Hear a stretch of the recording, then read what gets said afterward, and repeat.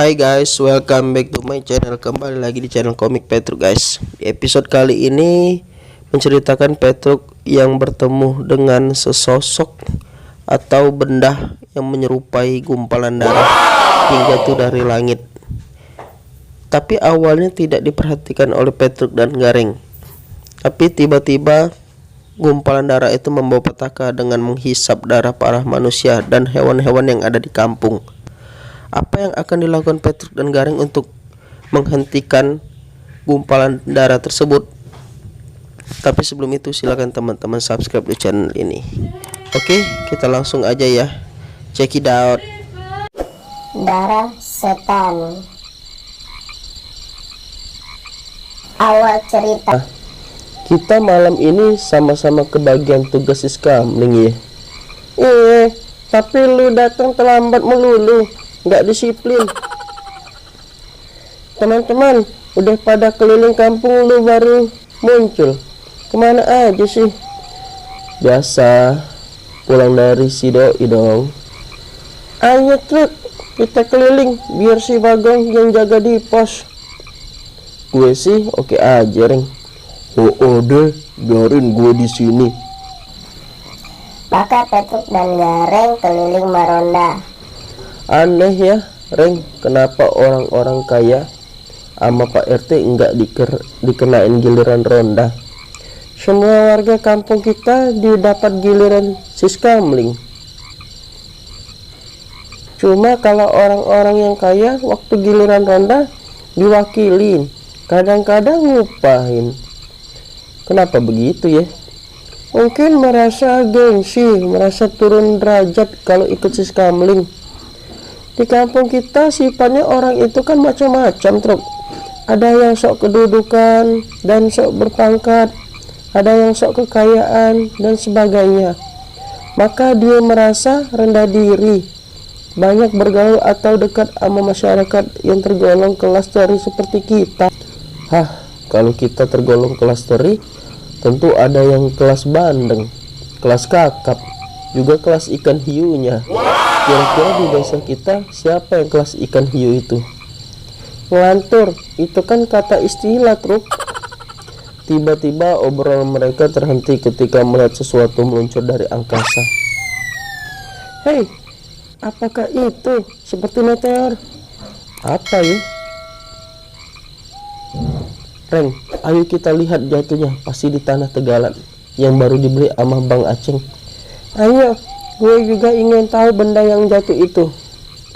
Mereka memburunya. Apa yang Petruk ucapkan ternyata betul. Apa kata gue? Juga jatuhnya di tengah punya Bang Aceng. Tapi benda apa? Mengkilat.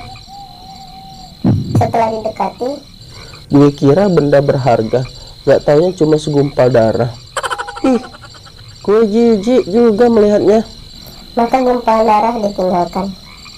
Tadinya gue kira benda antik yang jatuh dari planet.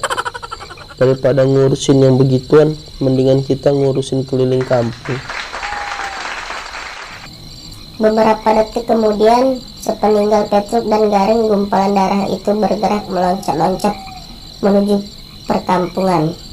Sementara itu Karsin, Tawal, dan Karpin yang sedang menjalankan tugas Siskamling merasa kaget melihat gumpalan darah itu meloncat-loncat menghampirinya. Apa? Seperti gumpalan daging ya?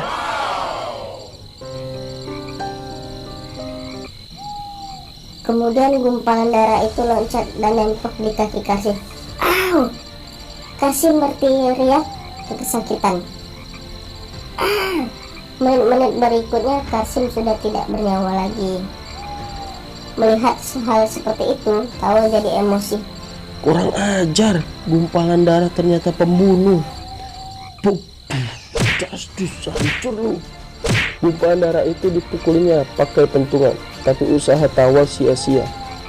Gumpalan darah itu malah lentok di tubuh Tawal, bagaikan lintah menyedot darah mangsanya. Karpin, tolong gue dong. Lu kok bengong aja? Gimana nolonginnya? Wah, gue juga takut, takut ini. Tidak berapa lama tubuh Tawar pun terkulai tidak bernyawa. Darahnya habis tersedot oleh gumpalan darah itu. Oh Tawal, lu kok juga. Mengerikan, gumpalan darah itu bertambah besar. Lebih baik gue lari aja, mau melapor kejadian ini. Tapi Kartun juga tidak luput dari mangsa gumpalan darah si penghisap darah itu. Wow, gue juga mampus ini. Peristiwa itu bukan malam itu saja, tapi berkelanjutan setiap hari. Siang ataupun malam, gumpalan darah itu terus mengganas mencari mangsa. Yang menjadi mangsanya tidak hanya terbatas manusia saja, kerbau maupun sapi, binatang apapun pokoknya yang berdarah disantap terus. Tentu saja peristiwa ini membuat panik bagi penduduk desa itu. Walaupun banyak yang bertindak, gumpalan darah itu malah tambah merajalela dan kebal bacokan. Apa daya kita kalau udah begini, kiamatlah desa kita. Tiap malam tambah membesar, lama-lama bisa sebesar gunung ini. Di hari berikutnya, beberapa penduduk yang dipelopori oleh Petruk dan Garing mendekati gumpalan darah itu. Nggak sangka kalau gumpalan darah yang pertama kita lihat akan mengganas dan jadi sebesar ini ya, Reng. Kemudian bensin yang mereka bawa pada disiramin ke gumpalan darah yang sedang menghisap darah seekor kerbau. Mudah-mudahan usaha kita ini berhasil. Setelah itu, lalu Petruk menyalakan sebuah obor yang langsung dilemparkan ke gumpalan darah yang sudah disirami bensin itu. Dan gumpalan darah itu menggeliat-geliat kepanasan seperti lintah dadakan. Api terus menyala. Beberapa lama kemudian gumpalan darah itu hangus terbakar bagaikan arang. Hore, usaha kita berhasil. Wajah-wajah yang tadinya dicikan ketakutan kini kembali bersih cerah. Hore, malapetaka yang menimpa desa ini berakhirlah sudah. Semoga malapetaka lainnya jangan terjadi lagi. Udah lu hebat, Truk.